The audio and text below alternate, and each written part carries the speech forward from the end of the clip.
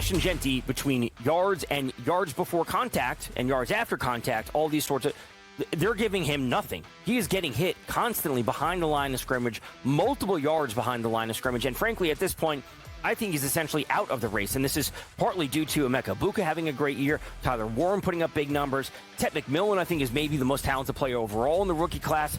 Pro Football Today, only on SportsGrid. The leader right now in the clubhouse in the odds market is Fernando Mendoza. College football purists, yep, absolutely know that guy. Fantastic. He's a great quarterback. Non-purists who are tuning in just for the biggest games, who is this guy, Joe, and how did he get here? Well, he came from Cal. He's a mobile kid. He's big. He's about 6'3", about 220. He's a gutty kid and had a great performance for Kirk Cignetti. SportsGrid's College Football Today. We're in a weird place with Trevor Lawrence. This was another one of these quote-unquote can't-miss generational quarterback prospects, right? Everybody was salivating over when he was a freshman winning national championships. And here we are, about 5 years later, looking at ourselves going, is it just time for Trevor Lawrence to get a change of venue or something? Like, what's got to give here? Hopefully this Liam Cohen offense starts to come together. Fantasy Sports Today, only on SportsGrid. The Americans got to find answers in these partnerships, and I think they need to look at their who's making these decisions from a stat standpoint. Well, it's so funny to me, especially coming off of the Walker Cup just a few weeks before, how it just seems like there's this glaring chasm between American partnered match play and American individual, singles match play. The Smiley Show, only on SportsGrid.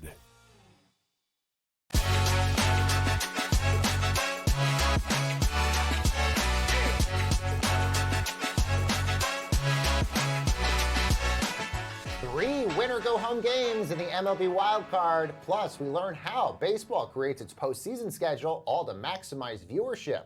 Hi, everyone, and welcome to Front Office Sports Today from FOS Studios here in New York City. I'm Baker Machado. And I'm Renee Washington, and thanks so much for joining us as each and every weekday we chat the biggest stories in the business and culture of sports. We also have golf legend Annika Sorenstam on later to talk about her thoughts on the Rowdy Ryder Cup, plus the future of women's golf. But first, let's get into the shoot-around. Yeah, Renee, and let's start with next year's World Cup, as select fans got their first crack at tickets. And according to The Athletic, they're not cheap.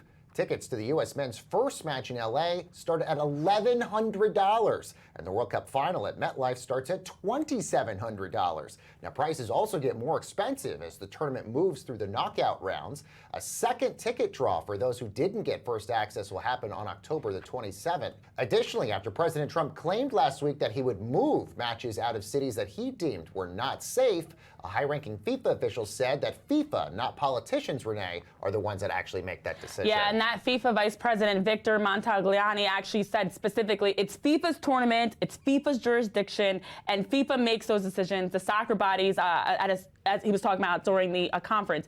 Now, for soccer itself, though, they also have the Canadian president of North America for CONCACAF, who also came out and said the sport is bigger than any current political debate. And so when you look at the controversy around or question around whether games will get moved, they made it very clear it's not up to President Trump to make that decision. It's up to them. But one thing you did mention as we look at those ticket prices, opening day for every host country, hundreds of dollars more, significantly more than even like the group stage, and it does fluctuate tremendously. So finally we get some prices, finally we get people that are able to show us what to look at, because it's anywhere from $2,700 to $4,000 for upper deck, lower deck, different. It varies tremendously. So ticket prices are out, and it's almost getting closer to Exactly, but the only thing I would say is FIFA kept making a point that there are these cheaper $60 tickets that would be available. Yeah, I have not but from seen everybody that was talking to The Athletic, they said they could not find those tickets. Those were incredibly hard to find.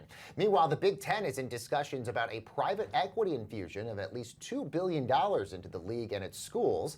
This all according to ESPN's Pete Thamel. Now, this would ensure long-term stability of the Big Ten. It would also quell any rumors of a new super conference merger down the road.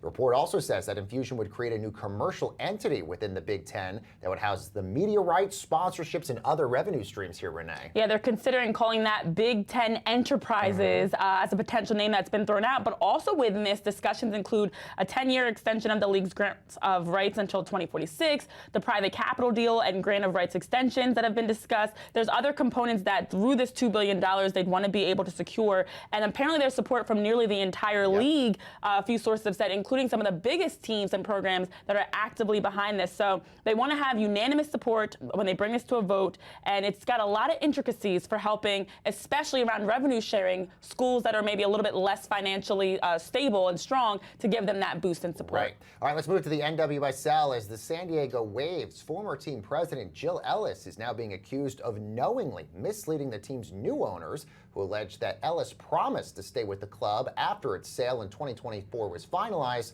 only to resign just 2 days after the deal for a job with FIFA.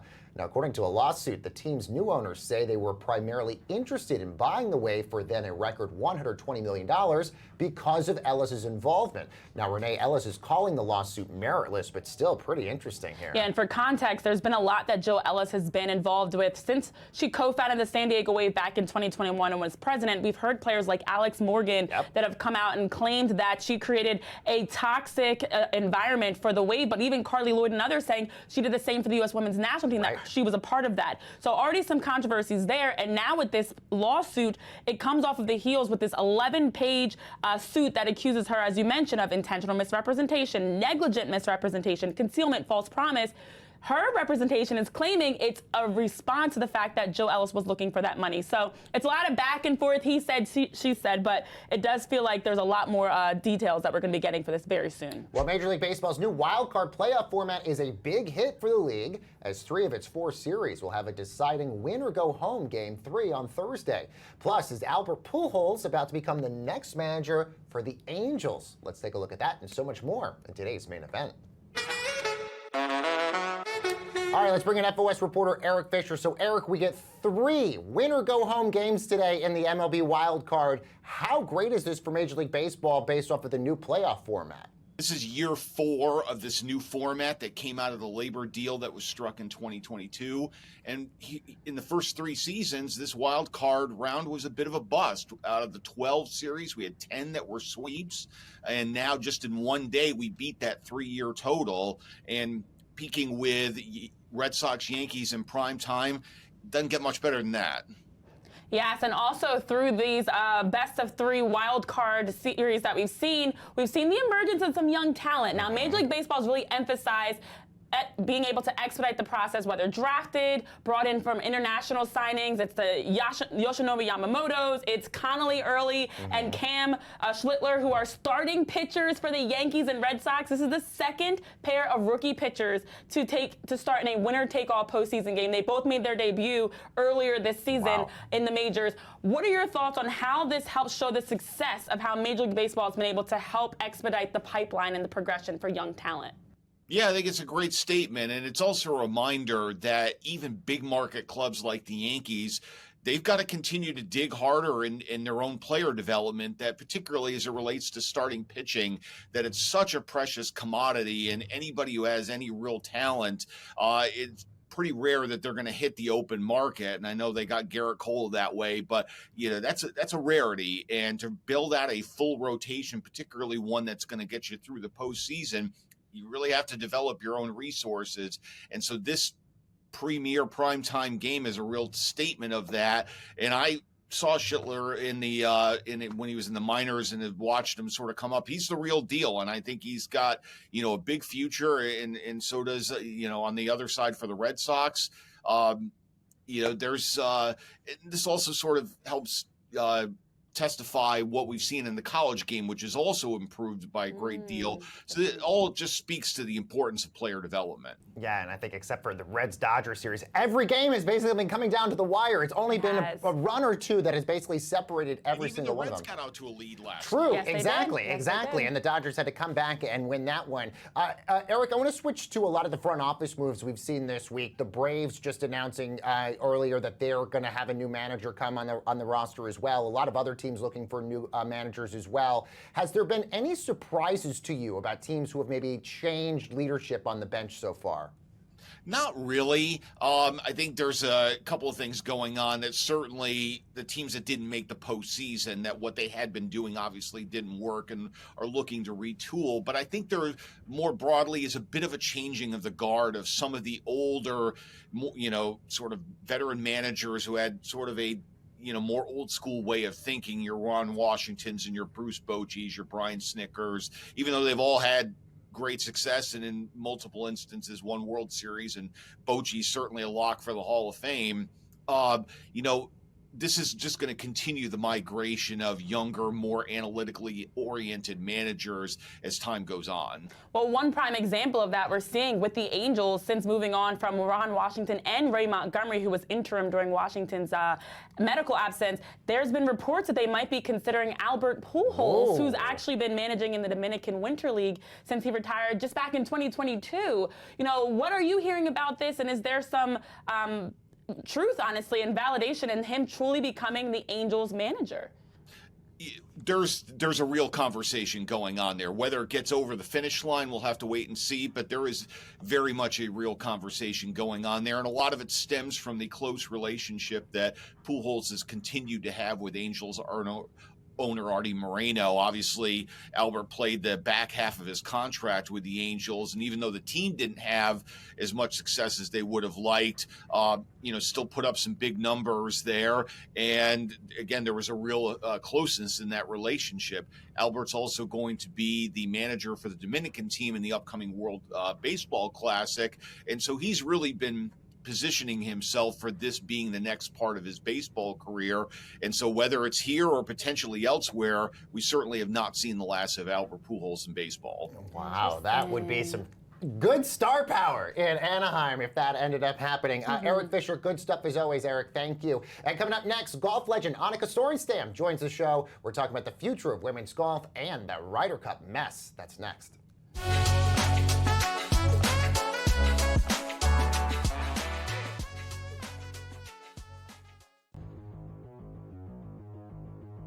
Now let's get to a player who was taken in the first round of every fantasy football draft, and thus far, it's produced the least points, George. I thought you'd just take a rookie running back in the first round and you get yourself 1,500 yards and 10 touchdowns. But Boise State's Ashton Genty for the Las Vegas Raiders, we got out of excuses, right? Like at this point, it's, they got to give him the ball more, they got to do this, they got to do that. George, does this guy look like Barry Sanders? Like, that was the comparisons? Like, I haven't seen any of that yet. Our panicometer, it doesn't go high enough here. All right, because this is, come on, we're freaking out here. I don't think it's all Genty, by the way. He has more yards after contact than before contact. That pretty much lets you know what the problem is there. All right, the Raiders needed a running back, sure, but they need an offensive line. All right, they need a couple of offensive linemen. It's not something you can fix in one off season here. So yeah, we're gonna eat it with Genty. He's not gonna be worth the first round pick in fantasy. Just not this year. In future years we'll see here, but not this year. The offensive line is not very good. The defense is not very good, so they have to throw the ball more in the second because they're trailing every game. So that's hurting us as well here. So like I said, the panicometer, it doesn't go high enough for this. Okay, I am more than concerned. I am not calm. I am critical. I am flipping out. Isn't there going to be a time where he just breaks it free? George, like what you said is not false, but I think there's a point being missed here. Why has he not broken free one time the whole season? Not once, to just run away. Like he's Devin Singletary right now. No offense to Devin Singletary, but that's who he is. Fantasy Sports Today. Fridays starting at 3 p.m. Eastern. Only on SportsGrid.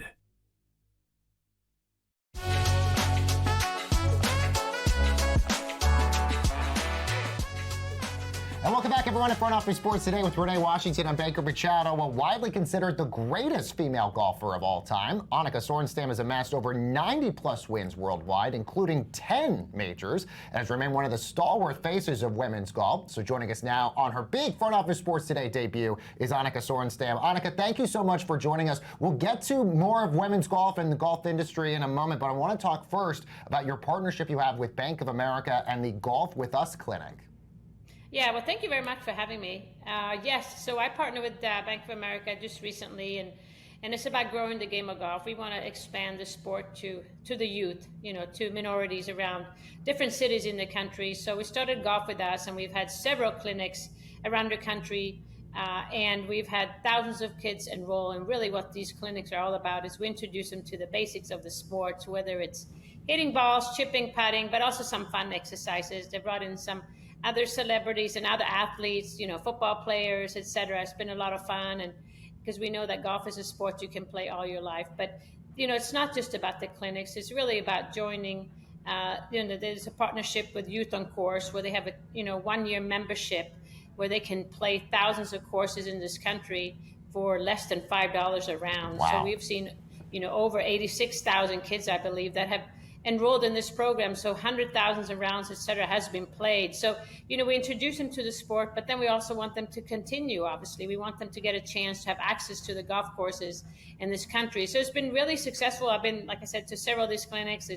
We've had a nice turnout, and it's just been a lot of fun. And so I'm very happy that Bank of America put this initiative on. Yeah, and as you have alluded to and talked about all the positives you guys are doing to help reach kids through over 20 clinics on the grassroots level. Unfortunately, something that hasn't been as positive in the golf world right now is when you look at the Ryder Cup in terms of how the fans behave. I know Rory McIlroy has come out and talked about the unacceptable behavior and comments. I know his wife, of course, had a drink thrown at her. But when you look at the fans, the comments, the videos we've seen coming out, as someone that's played all over in terms of your career and the success you've had, did you notice any differences in how American fans versus other countries' fans, or even just the sport of golf itself, changed from one to the other? Yeah, I think we all know that, Americans, U.S., they love their sport. They're extremely patriotic, and I think that's just really what's really cool about it. And then a tournament like the Ryder Cup that's only played every other year, there's a lot of people there. But I think we all knew that the crowd was going to be, a favor on the U.S. team. And, of course, being in New York, I think it emphasizes all of that. But there's no doubt, I think, that there's several times where it got a little too much and kind of crossed the line, especially for Rory and his wife. I think it was a little bit unnecessary. It feels a little bit of lack of respect to the players, and I wish we would not have seen it. It's been addressed now, and hopefully moving forward we can do better in the golf space for this. There's one thing to cheer for your players, and then one thing to just scream out and nasty words, and there's nothing really to do with the sport. So hopefully, like I said, it's behind us. I want to congratulate Europe and Luke Donald on a fantastic performance. They really outperformed the U.S. players, even though it got a little exciting towards Sunday. I think we all thought it would be, a non-contender, but that didn't happen. So I think the American crowd got a little extra loud maybe on Sunday when they saw that, the tide was maybe turning a little bit. But yeah, it's a good point. I think we're addressing it now, and hopefully moving forward, the players from, the opposite team will not experience this type of, somewhat of, harassment in different ways. Let's talk about the future of the LPGA. We recently talked to Michelle Wee West, and she said she wished the LPGA had better media deals to sort of compete with the rise and obsession of women's sports that we're seeing in the WNBA and the NWSL. You've actually called the LPGA a hidden gem. What are you sort of hoping that the new commissioner of the LPGA is able to sort of do to sort of build momentum in this sport here? Yeah, I agree with Michelle Wee on this one. I think she's absolutely right. It's all about, being seen and being heard at the right time and the right place. And, we do have a new commissioner. He's been there for 2 months. So he's very popular. I think he's off to a good start. It's all about having confidence in, the sponsors, the partners, and the players, and media, and the fans. And I think so far he's really done a good job. But it's all about, positioning the sport and getting the players out there so that, because if you're out of sight, out of mind, we all know that. So I would love to see us more on regular times when people see it, so it makes it more relevant. And it's just because the players really, they're tremendous players. They're great for the sport. They're ambassadors. They work really, really hard. And I think if you follow the LPGA, you would find 1 or 2 or maybe even 5 players that you would just really cheer for every week, because they really work hard and they represent the sports very well. Yeah, and as you have touched on, they're such great talented golfers, and there's so much being done to grow their brands and grow who they are to become even bigger household names, in addition to just growing the sport of golf. We see leagues like TGL and even LIV that are making the efforts to make golf more exciting, faster pace, add a little extra razzle-dazzle to it, so to speak. But you want that fine balance. What does that balance look like to you for golf to continue to grow their audience, but still also preserve some of those traditional key components that make the sport great? Yeah, that's a very good point there, Renee. I think, I'm obviously, I respect the sport, the traditions, and that's what really is the basics of where we are today. But, how do we get more people into the sport? You have to modernize, you have to stay up with the times. And I'm a big fan of different initiatives, whether it's, like a Topgolf and some of the initiatives you mentioned where, maybe not outside traditional golf 18 holes. There are different ways to play golf today. And I think, I welcome those, especially in the young demographic, also with, embracing technology at the same time. And so it's a fine line, you don't want to cross too much on one side and the other, but, bring in the new and somehow reserve the past, because traditions, I think, they're important. Those are the fundamentals of the sport. And I think that, that's when we talk about history and records, and that's what makes it, pretty cool at the same time. So, yeah, golf in any form is what I welcome. Annika Sorenstam, such a pleasure to get insight from you on so many great topics. Thank you so very much for joining us today. Absolutely. Thanks for having me. Have a good one. All right, you too. And we have a lot more Front Office Sports today. Headed your way, everyone, right after this quick break.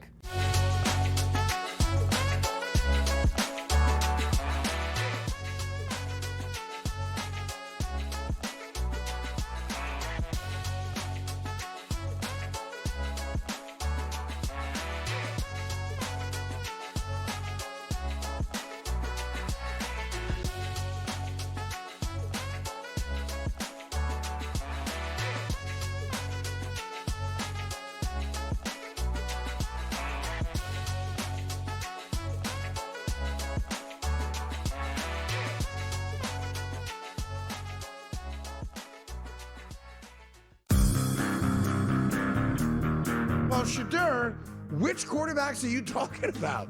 Because there is some bad quarterback play out there, but the dude who can't beat Dylan Gabriel out for a job and can't beat Joe Flacco out for a job certainly can't lay claim to being better than any other quarterback in the league.